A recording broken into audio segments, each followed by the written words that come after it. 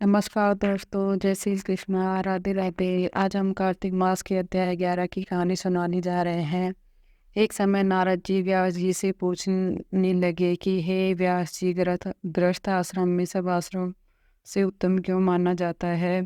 तब व्यास जी ने कहा, जैसे सब नदियाँ समुद्र में आश्रय पाती हैं और सब जीव माता का आश्रय पाकर ही जीवित रहते हैं, यह 6 प्रकार के भिक्षुक, ब्रह्मचारी, सन्यासी, विद्यार्थी, गुरु पूजक, यात्री, जीविका रहित, ये सब गृहस्थों का ही आश्रय पाते हैं। फिर व्यास जी बोले, नारद जी, अब तब अति पुण्य देने वाला एक पुरातन इतिहास सुनाओ। उत्तापादन राजा का पुत्र उत्तम था, जो बड़ा बलवान और मदिरा पीने वाला था। उसने बहुला नाम वाली स्त्री के साथ विवाह किया और राजा रानी दोनों ही अति प्रेम के साथ रहने लगे। एक समय राजा ने वेश्या का नृत्य देखते हुए मदिरा पान किया और रानी को भी मदिरा पान के लिए कहा, परंतु रानी ने उसका कहना नहीं माना। इस पर राजा ने क्रोधित होकर अपने अनुचरों को आज्ञा दी कि वह रानी को किसी निर्जन वन में छोड़ आए। तत्पश्चात राजा रानी के वियोग में दुखी तो हुआ, मगर उसने दूसरा विवाह नहीं किया और प्रजा की पुत्र के समान पालन करने लगा। एक दिन एक ब्राह्मण राजा के पास आकर कहने लगा कि हे राजन, कोई मेरी स्त्री का अपहरण करके ले गया है। उसके वियोग में मैं अति दुखित हूँ, इसलिए तुम उसे ढूंढ कर लाओ। राजा कहने लगा कि महाराज, मैं नहीं जानता कि आपकी स्त्री कौन है, किधर है, कहाँ ले गया है। मैंने तुम्हारी स्त्री को नहीं जानता हूँ कि वह कैसे स्वभाव वाली और रूप वाली है। तब ब्राह्मण बोला कि वह यद्यपि कठोर वचन बोलने वाली, कुरूपा, काले रंग की तथा कर्कश स्वभाव वाली है, परंतु मैं उसकी कोई निंदा नहीं करता, क्योंकि वह मेरी पत्नी है।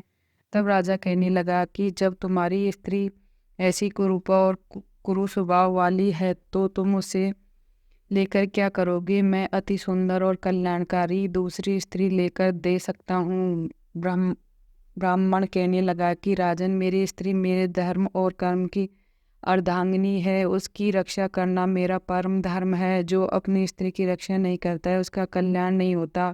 जो मनुष्य ऋतुकाल के पश्चात अपनी स्त्री से भोग नहीं करता, उसके पितृ एक मास तब उसके रुधिर में तैरते हैं।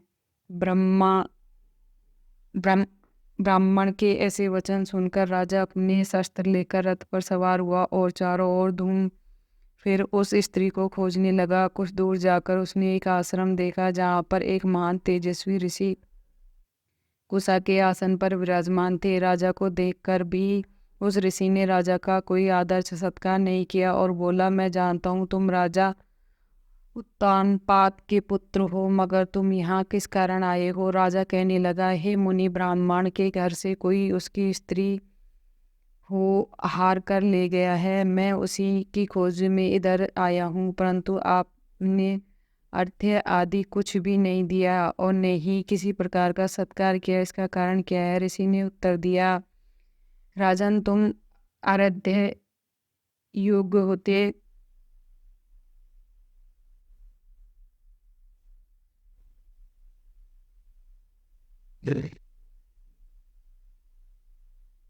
आराध्य योग होते हुए भी इस समय उसके पात्र नहीं हो, क्योंकि तुमने अपने निरापराध स्त्री को वन में त्याग दिया है, जहाँ स्त्री का यह धर्म है कि वह तन मन से अपने पति की सेवा करे तथा उसकी आज्ञा का पालन करे। वह पुरुष का भी धर्म है कि वह अपनी स्त्री का यथाचित सम्मान करे। जिस घर में स्त्रियों का मान होता है, वहाँ पर देवता का वास होता है। जहाँ स्त्रियों का अनादर होता है, वहाँ कभी सुख शांति नहीं रहती। इतना सुन लज्जा युक्त हो पूछने लगा कि भगवान, आप बहुत भविष्य और वर्तमान तीनों कालों के जानने वाले हैं, इसलिए कृपा करके बताइए कि ब्राह्मण की स्त्री को कौन और कहाँ हार ले गया। ऋषि कहने लगे कि राजन, अदिति का पुत्र बालक नामक राक्षस उस ब्राह्मणी को उत, उत्पलावर्त वन में हर कर ले गया। सो जाओ और उसको ढूंढकर ब्राह्मण का संयोग करो। राजा ने मुनि को प्रणाम किया और मार्ग पर जाकर उत्पलावर्त वन में जा पहुंचा। वहां जाकर देखा कि जैसा ब्राह्मण ने बताया था वैसा ही उसका रंग रूप देखकर राजा ने उसे पहचान लिया और कहा कि हे कल्याणी, तुम कौन हो? और विलासपुत्र की स्त्री हूँ। मैं अपने घर में अकेली सो रही थी कि वलक नामक वाला राक्षस मुझसे हरकर यहाँ पर ले आया।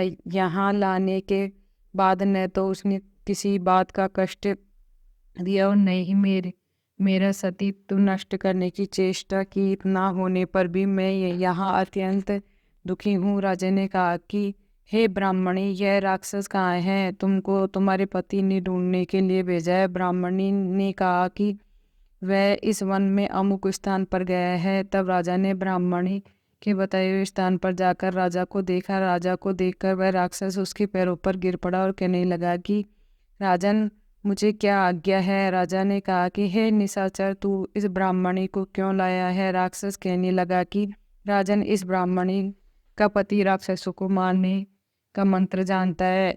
अतः जब हम यंत्र का अन्न ग्रहण करने के लिए जाते हैं तो वह हमको वहाँ से भगा देता है, क्योंकि सब यज्ञों का वही आचार्य बनता है। इस कारण उस ब्राह्मण को दुखी करने के लिए मैं उसकी स्त्री को हलाया हूँ, क्योंकि बिना स्त्री के पुरुष कर्म का अधिकार नहीं होता। यह सुनकर राजा ने विचार किया कि यह राक्षस भी हमारी ही निंदा करता है। मुनि ने भी हमको आराध्य योग नहीं समझा। राजा अपने में से ऐसा विचार ही रहा था कि राक्षस कहने लगा कि राजन, मैं आपकी प्रत्येक आज्ञा का पालन करूंगा। इतना कह हाथ जोड़कर खड़ा हो गया। राजा ने कहा कि निशाचर, तुम इस ब्राह्मणी को इसके घर छोड़ आओ और जब हम यज्ञ करें तब हमारे पास आ जाना। राजा की आज्ञा पाते ही वह राक्षस उस ब्राह्मणी को उसके घर छोड़ने चला गया। तब राजा सोचने लगा कि मैंने अपनी निर्दोष स्त्री को घर से निकाल दिया। अब ऐसा कौन सा पुण्य